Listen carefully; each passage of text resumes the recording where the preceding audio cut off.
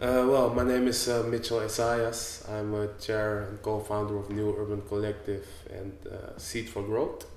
Both of them are foundations based in the Netherlands. And you see New Urban Collective focus on students and young professionals from diverse cultural backgrounds. We organize different activities, focus on education, labor market and career development, personal development. And we also are involved in several activities in the fight against racism. Um, I'm also part of the European Network Against Racism and NPED, that's the European Network for People of African Descent. And besides that, I'm a study advisor and program manager in anthropology. Hello everybody, my name is Thiemo Heilbron, 28 years old. I'm trained as an ecologist and also working currently on social issues. So one of my projects is Vawaka Netherlands, which is a new initiative with activities to inspire acting positively towards people and the environment. And so I'm a social entrepreneur. What is institutional racism according to you? Institutional racism means that it's a form of racism. There are different forms in which racism can manifest itself. You can talk about cultural racism, you can talk about institutional racism, individual racism. And institutional racism, this concept or this term was first introduced by Stokely Carmichael in the book Black Power. And what he said is that you can make a distinction between individual racism and institutional racism. Often when we talk about racism, people have ideas or images of individuals who are blatantly and overtly racist, by being violent against another person or shouting at another person using racist slurs.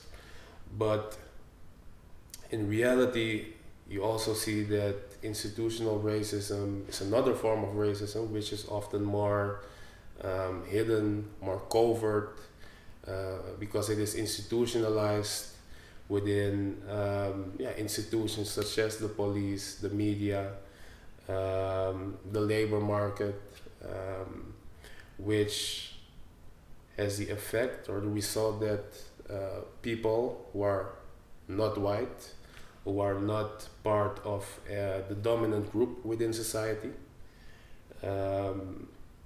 are placed lower in the hierarchy, and this manifests itself in different forms. There's quite a large history. It's rooted in the history of slavery and colonialism, and in different European countries or different countries around the world, it manifests itself in different ways, whilst at the same time it has a lot of resemblances. Because racism is, what I said, it can be quite a complex concept and phenomenon. Often we associate it with the overt and the very visible forms of racism.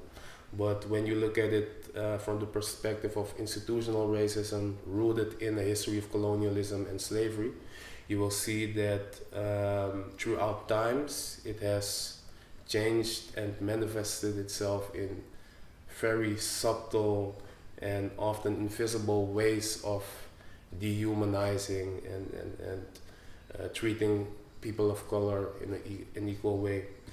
But what happened throughout history is that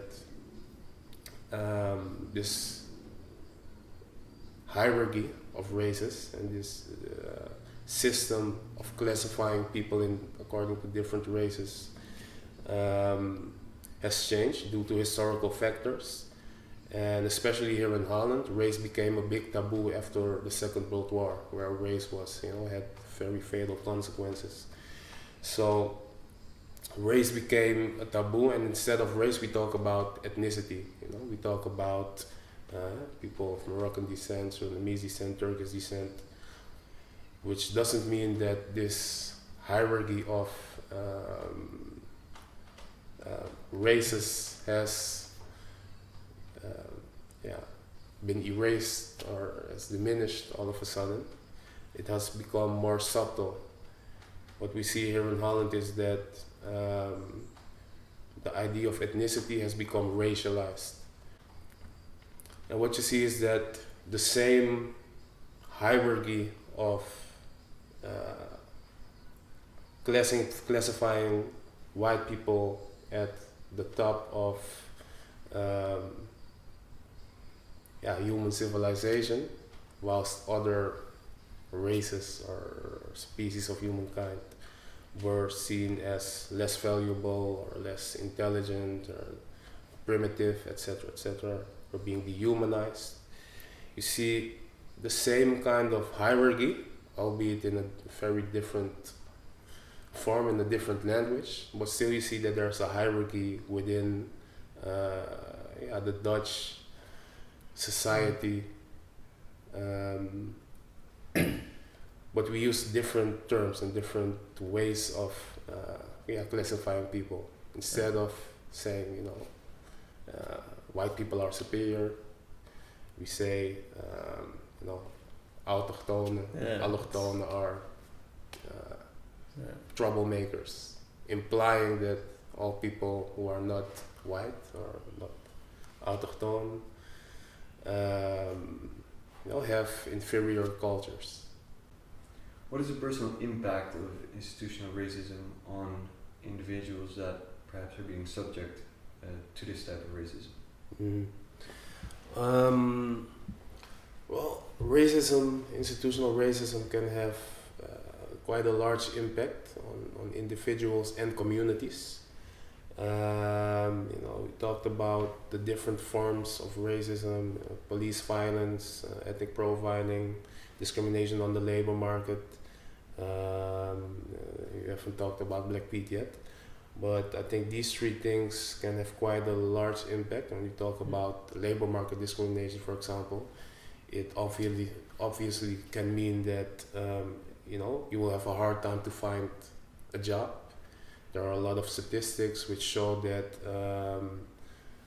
ethnic minorities, people of color, are less likely to be invited for a job interview.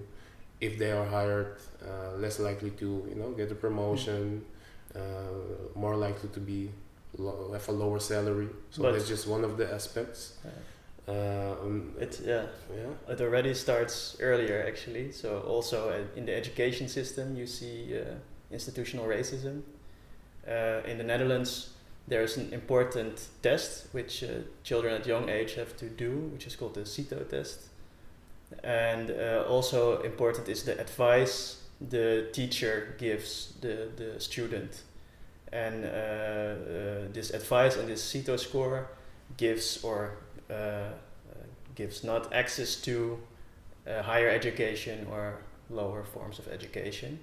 And what you see is that children of migrant backgrounds with same test scores, so the same CITO scores, get lower advices by their teachers, which structurally gets them into the lower regions of education. Another form of impact of racism when we talk about police violence is the psychological impact it can have. I myself have been profiled a few times, and even on a subconscious level, it can have an effect that it can instill a certain kind of fear or negative emotions. Sometimes it can manifest itself in anger towards these institutions which kind of oppress you. One of the most popular, even the most popular tradition here in Holland, which is Saint Nicholas. It's the national holiday celebrated on December 5th. And within this tradition, there is a figure called Zwarte Piet, Black Piet, which is the helper of Saint Nicholas, who hands out gifts and candy to the little children in this family holiday. And in practice, you see that white Dutch people paint their faces black. They step into this or transform in this caricature of black people actually, by playing the role of Black Piet, which is a servant of Saint Nicholas. And in the eyes of the majority of Dutch people, it's a innocent children's holiday. They're very warm and nostalgic feelings about this tradition, whilst on the other hand, a lot of people of color and fortunately more and more people of other ethnicities as well see that it's a form of racism rooted in the history of colonialism and slavery. And this whole figure is, to me, is very symbolic for the way institutional racism is embedded within Dutch society and within European colonial history. Because this figure, this caricature, is part of a more broader legacy of portraying and stereotyping people of African descent. This whole history of colonialism and slavery, which was primarily an economic system to exploit that newfound land by using forced labor, by transporting people of African descent from Africa to the New World. But to legitimize this economic system, there also had to be a certain philosophy, a way of dehumanizing these people, because you cannot use your fellow humans, if you look at them on a level of equality, as slaves. So they developed a system, a philosophy of racism by classifying non-white people, especially people of African descent, as less human, and in certain eras of history even as non-humans, so they could be enslaved. And throughout history you saw that this portraying and this dehumanization of people of African descent manifested itself in several ways. And one of the ways in which it manifested itself was this stereotypical image of an African person as a foolish clown, like a primitive, always jolly and fun, emotional kind of figure. And this is the kind of image and stereotypical figure that you also see in Black Piet. And the problem here is that within the Dutch educational system, we don't learn anything or very little about this history of slavery and colonialism, which makes it very hard for the majority of Dutch people who don't know anything about this history to connect this tradition, which they love and connect to, nostalgic feelings and being together with your family and giving, receiving presents, to this very dark and ugly history of dehumanizing, enslaving, and oppressing people. So for me, it's very symbolic for this whole problem of institutional racism. I have an example from my own youth, and I think it's one of many.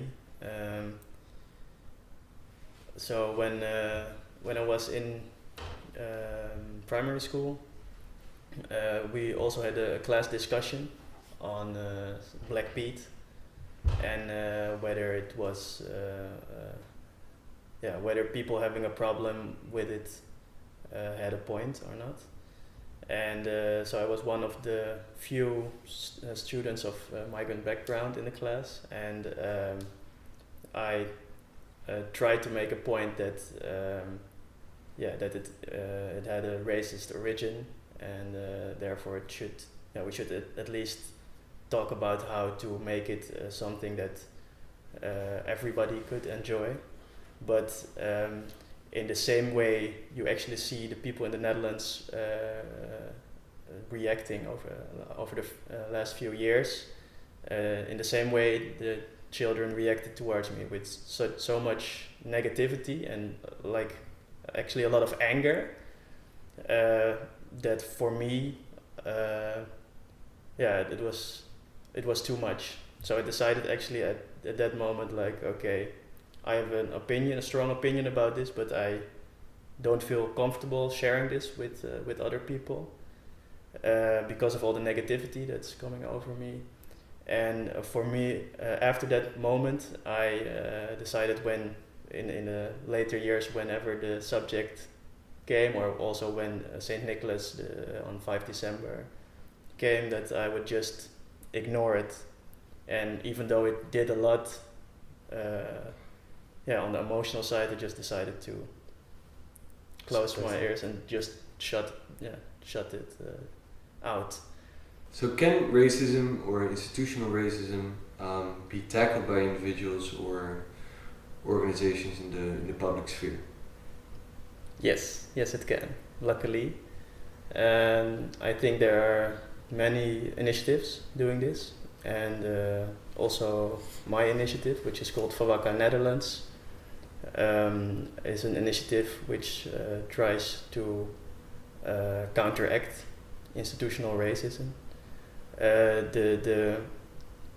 We are a platform that tries to inspire to act positively towards people and towards the planet. So it's actually a bigger framework than just institutionalized racism. So the name comes from Surinamese street language, Fawaka, which means "what's up." So the name would translate to "What's up, Netherlands." And we try to connect with the young generation here in the Netherlands, which is very diverse, especially in the main cities, in the big cities. For example, in Amsterdam, you see that over 50% of the population is from migrant background. And what we feel is that diversity, in the broad sense of the word, is it is a reality. What we do with Fawaka Netherlands is try to look at diverse role models and try to find them and to show the positive stories they are telling. And especially when you look at, for example, the media, but also just in conversations with people, you see a lot of negative stereotypes. And by showing these positive role models, we try to break these stereotypes. When talking about diversity and talking about the broad sense of diversity, you talk about several things. So that could be cultural diversity, it could be gender, it could be education, it could be city, like urban versus non-urban. And so everybody has their own story. And what we try to do is look or find people from all the 190 cultural backgrounds in the Netherlands, all the education levels throughout the Netherlands. So when we talk about issues of institutional racism and diversity, I think I look at it as part of a historical process. We've had a few centuries of colonization and the institutionalization of white supremacy. In 1863, the Dutch abolished slavery, 150 years ago approximately. 75, 40 years ago, Surinamese got independence.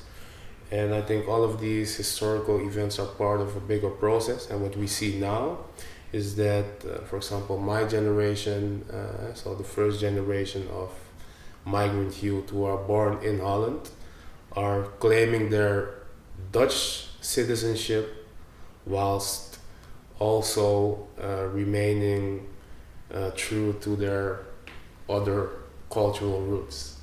So what I see and observe now in Dutch society is a continuation of this process of decolonization, of this legacy of slavery and colonialism in the form of institutional racism by my generation of youth with a migrant background confronting Dutch society with this past and the legacy of this past, but also claiming and contributing to a changing society which is increasingly more diverse, becoming globalized, becoming more connected to other parts of the world.